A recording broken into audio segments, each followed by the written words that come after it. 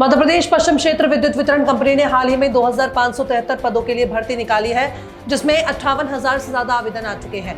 अभी दूसरे चरण में 123 पदों के लिए ऑनलाइन आवेदन प्रारंभ हो गए हैं। मध्य प्रदेश में लगातार बढ़ रही शिक्षित बेरोजगारों की संख्या की वजह से नौकरी हासिल करने वालों के बीच जबरदस्त प्रतिस्पर्धा देखने को मिल रही है, जिसकी 23 जनवरी अंतिम तारीख थी। अब इसे बढ़ाकर 7 फरवरी कर दिया गया है। मध्य प्रदेश के भोपाल में अभिनेता सैफ अली खान और उनके परिवार को विरासत में मिली 15,000 करोड़ रुपए की संपत्ति शत्रु संपत्ति संरक्षक ऑफिस के आदेश के खिलाफ अपील दायर करने को लेकर अधर में लटका हुआ है। वकीलों ने कहा कि अगर भोपाल नवाब के उत्तराधिकारियों द्वारा शत्रु संपत्ति संरक्षक ऑफिस के आदेश के खिलाफ अपील दायर नहीं की जाती है तो संपत्तियां केंद्र के नियंत्रण में आ सकती हैं। मध्य प्रदेश में मौसम में एक बार फिर गर्माहट बढ़ गई है। लोगों को ठंड से राहत मिली है। अधिकतम तापमान 30 डिग्री के ऊपर पहुंच गया है। मंडला में 31 डिग्री अधिकतम तापमान दर्ज किया गया। इसके अलावा न्यूनतम तापमान भी कई शहरों में 14 डिग्री सेल्सियस से भी अधिक पहुंच गया है। मध्य प्रदेश का मौसम विभाग लगातार हो रहे मौसम में बदलाव पर नजर रखा हुआ है। मध्य प्रदेश में अब ठंड का असर धीरे धीरे कम होने लगा है। मध्य प्रदेश के सीएम मोहन यादव ने गुरुवार को ऐलान किया है कि राज्य के 17 धार्मिक नगरों में शराबबंदी होगी। नरसिंहपुर में उन्होंने कहा कि हमारी सरकार से संकल्प लिया है कि 17 अलग अलग धार्मिक नगरी में हम शराबबंदी करने की घोषणा कर रहे हैं। ना कोई देशी और ना कोई विदेशी किसी तरह की शराब इन धार्मिक नगरी में नहीं मिलेगी। उत्तराखंड के पूर्व वन मंत्री और कांग्रेस नेता हरक सिंह रावत के खिलाफ प्रवर्तन निदेशालय ने बड़ी कार्रवाई की है। सहसपुर क्षेत्र में स्थित उनकी 101 बीघा जमीन को ईडी ने अटैच कर लिया है। इसकी अनुमानित कीमत 70 करोड़ रुपए है। ये जमीन उनकी पत्नी दीप्ति रावत और उनकी करीबी लक्ष्मी राणा के नाम पर खरीदी गई थी। आरएलडी अध्यक्ष और कौशल विकास और उद्यमशीलता राज्य मंत्री जयंत चौधरी ने मुख्यमंत्री योगी आदित्यनाथ को चिट्ठी लिखी है।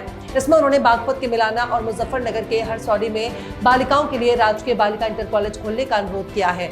एमजेएफ ट्रस्ट का हवाला देते हुए यह भी अवगत कराया कि मुजफ्फरनगर और बागपत के विभिन्न गांव में मुस्लिम बालिकाओं की शिक्षा का स्तर आशा के अनुरूप नहीं है। दिल्ली में आम आदमी पार्टी और बीजेपी के बीच घमासान जारी है। चुनाव प्रचार के बीच जमकर बयानबाजी हो रही है। आम आदमी पार्टी के वरिष्ठ नेता मनीष सिसोदिया ने बीजेपी पर हमला बोला। उन्होंने कहा कि अरविंद केजरीवाल ने बीजेपी को शिक्षा पर बात करने के लिए मजबूर कर दिया।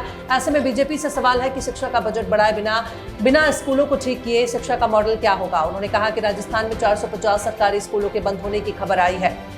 वित्त मंत्री निर्मला सीतारमण 1 फरवरी को मोदी सरकार के तीसरे कार्यकाल का पहला पूर्ण बजट पेश करेगी। देश के आर्थिक विकास की गति को सुस्त पड़ने से लेकर डिमांड और खपत में गिरावट के बीच इस बजट में उद्योग जगत से लेकर मध्य वर्ग को बहुत उम्मीदें हैं। ऐसे में स्मॉल केस मैनेजर्स का मानना है कि इस बजट में टैक्स में बदलाव के साथ इंसेंटिव के जरिए टैक्स रिफॉर्मर्स की दिशा में बड़े ऐलान किए जा सकते हैं।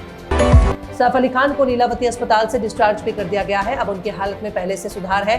सैफ की लीलावती अस्पताल से मेडिकल रिपोर्ट सामने आ गई है। सैफ पर हमला करने वाले आरोपी शरीफुल इस्लाम शहजाद को पुलिस गिरफ्तार कर चुकी है। अब इस केस में बड़ा अपडेट सामने आया है। शफीरुल के पिता दावा किया है कि सीसीटीवी फुटेज में जो दिख रहा है वो उनका बेटा नहीं है।